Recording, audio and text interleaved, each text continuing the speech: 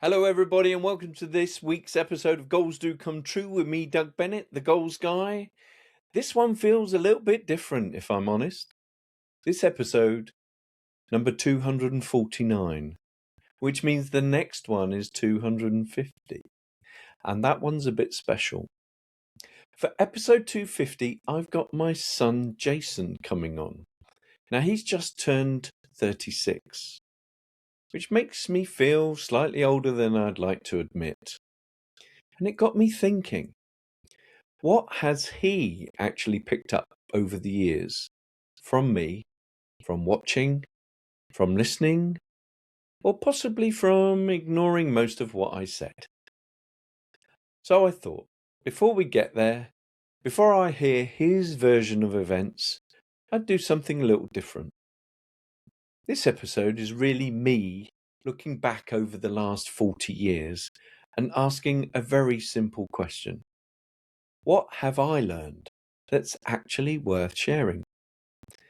Now, this isn't going to be one of the episodes full of hype or 10 steps to change your life by next Tuesday.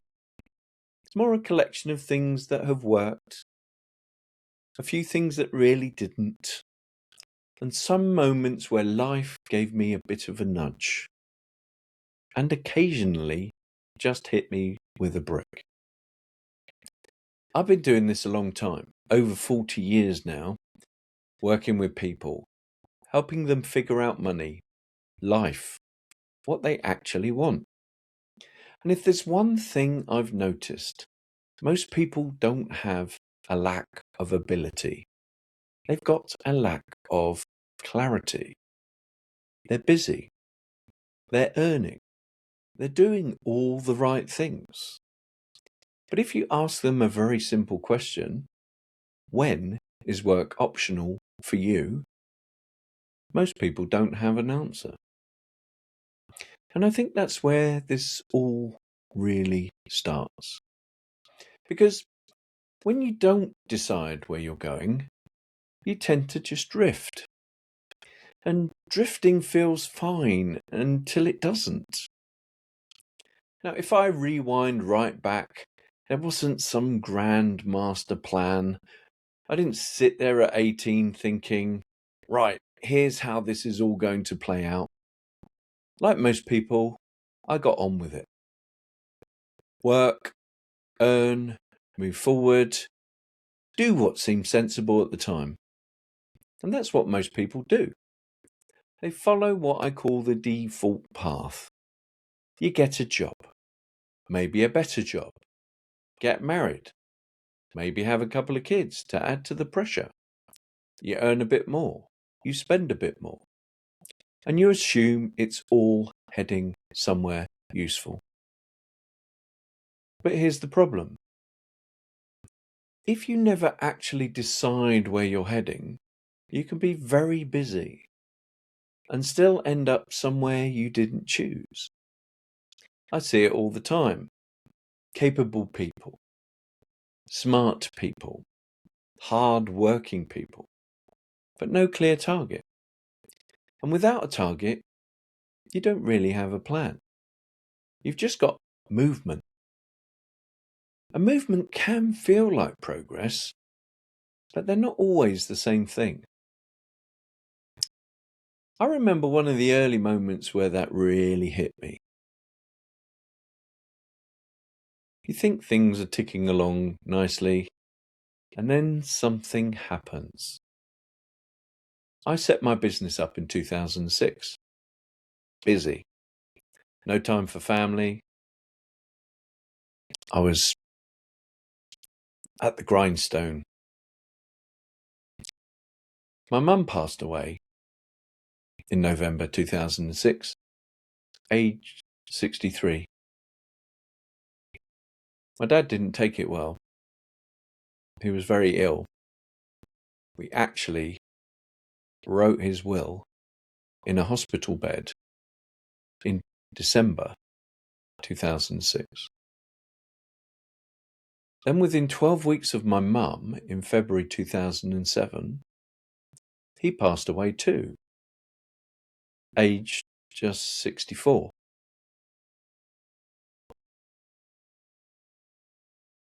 He'd always promised my mum that things would be good when he retired. And unfortunately, they never got there. Now, my mum had cancer. They had a caravan down in Cornwall, and they would visit when they can. But my dad was working his job as a civilian police officer. He'd previously been a police officer.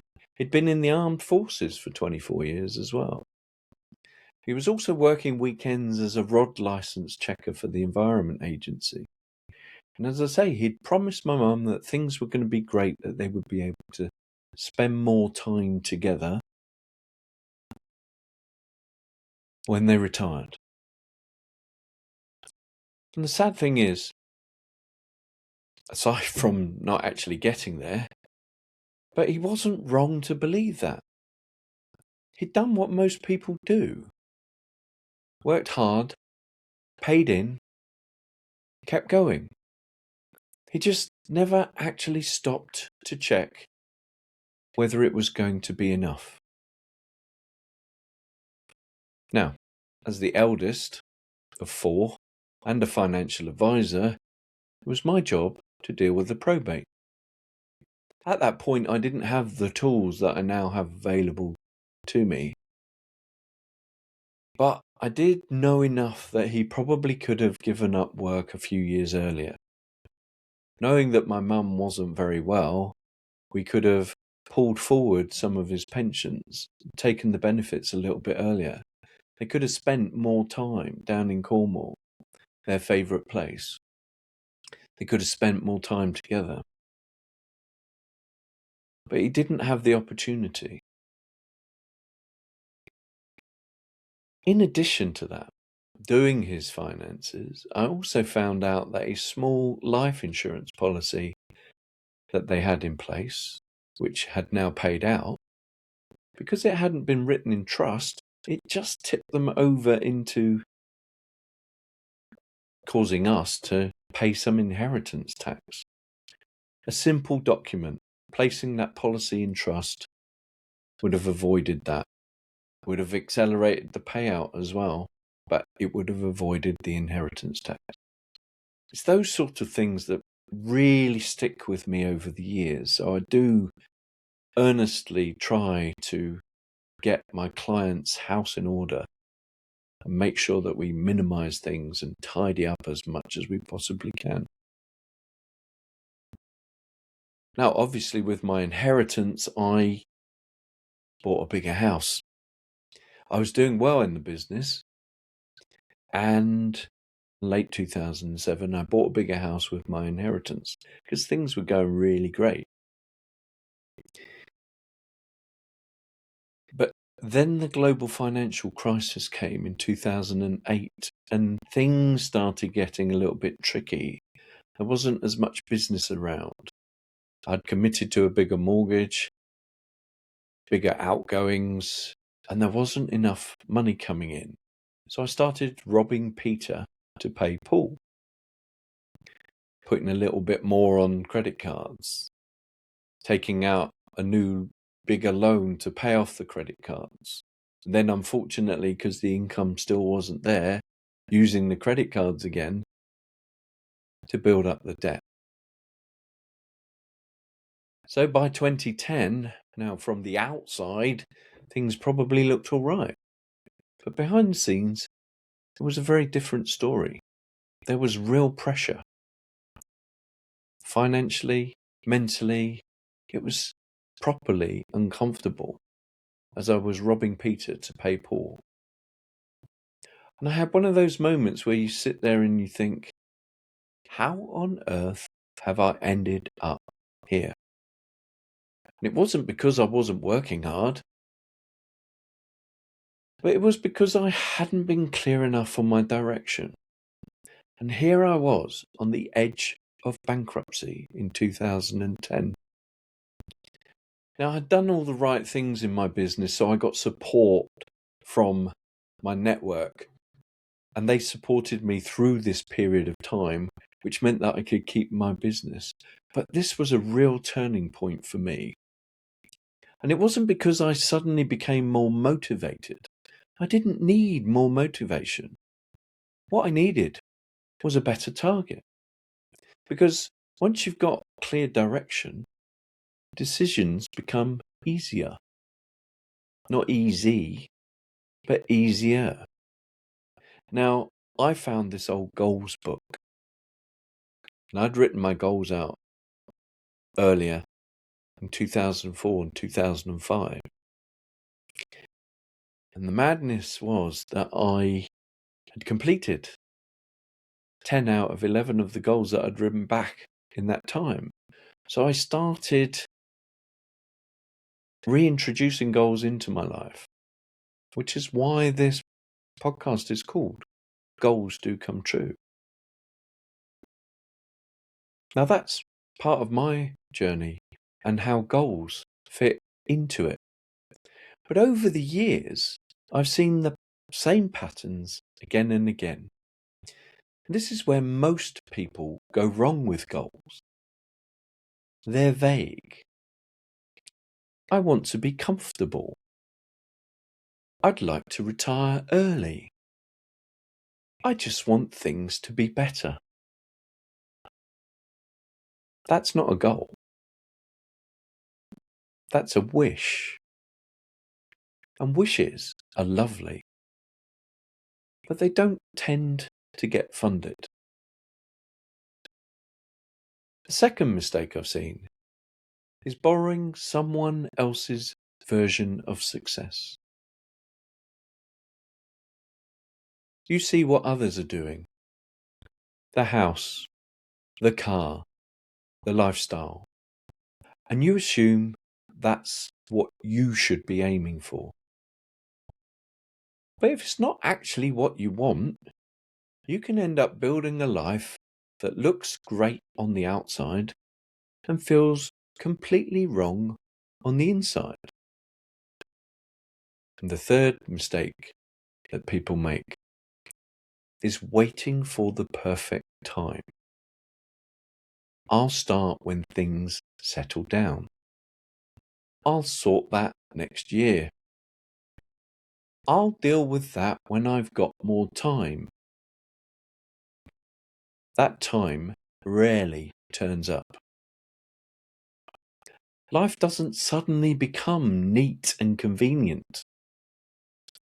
So most people don't fail because they aim too high. They fail because they never actually decide. So what does work? And I'll keep this simple because it is simple. It's not easy, but simple. First, clarity. What does your life actually look like when work is optional? We're not talking retirement here. We're not talking about stopping. We're talking about just having the choice. Because that's the real goal. Choice. Secondly, it's numbers. This is where people switch off. But it doesn't need to be complicated. You don't need perfection. You just need enough understanding to make decisions. Rough direction is far better than no direction. And thirdly, there's behavior. And this is the bit that really makes the difference. How you spend, how you save, what you prioritize. Not once, but consistently. Because it's the small decisions repeated over time that shape everything. And finally, protection. This is the one most people ignore until you can't. What happens if things don't go to plan? Because at some point, for all of us, life throws something in. And if you've not planned for that, it can undo everything else. Now, I could leave it there, but there's one moment I can't not mention because it changed how I see things. June 2023. I'm on my way to Budapest for a Harley-Davidson rally with 15 of my Harley-Davidson mates. We're on the German Autobahn, out in the sticks to be fair, and I thought I'd give the Harley a bit of a test.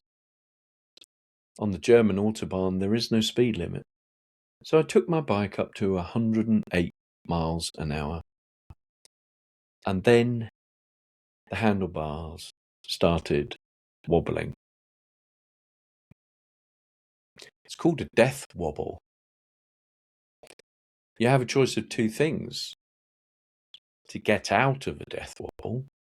One is to let go of the handlebars and they settle down. Seems crazy at 108 miles an hour, right? The other one is to go faster. Again, that's a little bit counterintuitive. So what did I do? I tried to slow the bike down. And at about 95 miles an hour, everything went wrong. I ended up bouncing down the road. And I remember coming to a stop, looking up at the sky and thinking, I'm still here. Now that wasn't a big dramatic motivational moment. It was actually very quiet and peaceful.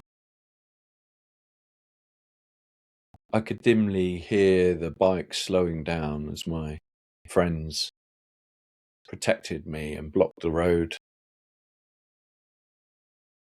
The sirens.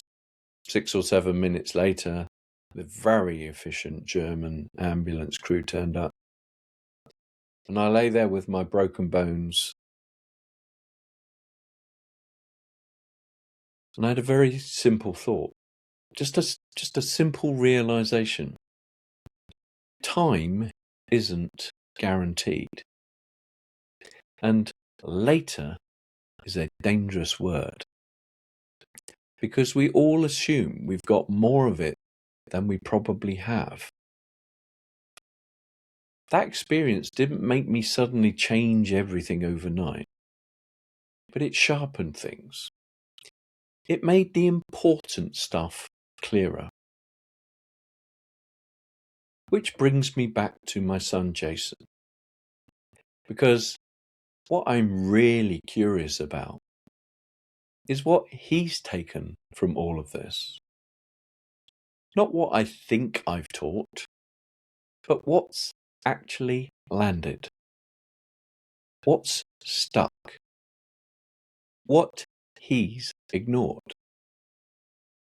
And what he's quietly absorbed along the way. And I genuinely don't know what he's going to say, which is slightly concerning, but also quite exciting. So if you're listening to this, and there's one thing I'd leave you with. Setbacks aren't dead ends. They feel like it at the time, but they're not. They're just speed bumps. And the question is, what do you do next? Do you stop? Or do you keep moving? Because you don't need everything figured out. You just need direction and the willingness to take the next step. And maybe the question for you, as you're listening to this, is a simple one. If nothing changed, where does your current path actually take you? And are you happy with that? And if you want to hear whether I got any of this right or all completely wrong, make sure you listen in next week to episode 250. That one might be a bit more honest than this one. As always, thank you very much for listening.